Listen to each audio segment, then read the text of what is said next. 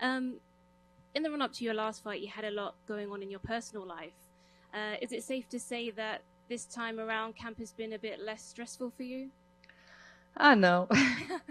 I realize like we always have problems, like just the pressure. I mean, the last one I went through the divorce, it's still, the divorce was final, but you don't realize how much aftermath there is to it, like literally this whole fight is still paying my ex, you know what I mean? And you're like, man, it's crazy. You have to get punched in the face and you work so hard and you do all this and you have to like, pay that much for something, and it's, I mean, money is something that, okay, I'll fight here, I'll get it, whatever, winning or losing, everything's gonna be taken care of, I'll make more and stuff like that. But it's just problems, and team. I'm Ruka close, so I basically made my own home gym, and you just keep like investing in your dreams and hope that it works, and I'm trying to make everything private at home because you're very vulnerable when everyone's seeing your training. And I mean, I'm like a world champion in jiu-jitsu, but people will see me in the gym, and I'm like crying and frustrated because I feel like I should be better at something.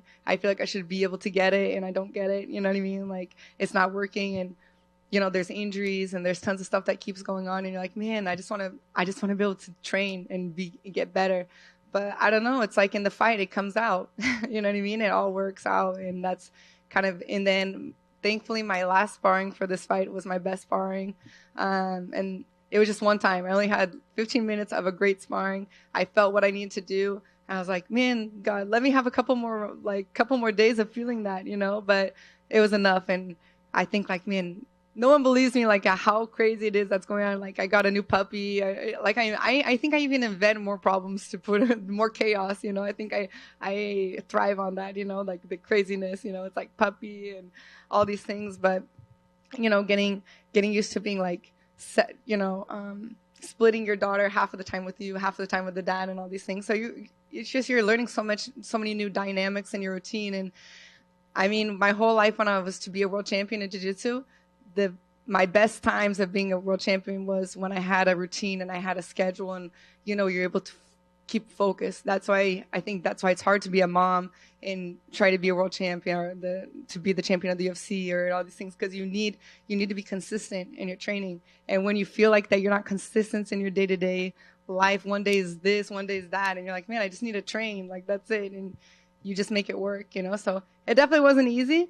But I understand that that's what everyone goes through. Everyone's having problems. Everyone has injuries. We're fighters. I think Jessica she talked about she had a divorce too. So it's kind of crazy that like the fans get to watch us like let out all of our stress and everything on another person in a fight. But that's what we train for, and that's what makes the victory more special. Do you think that chaos gives you the fire? It kind of lights the fire under you. Does it help?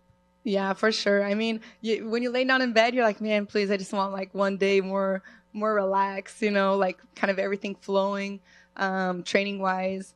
But then every day it happens again, and you realize, okay, I'm here, everything's good. My daughter's safe, healthy, I'm good, the house is okay, and you just keep going. You can't stop.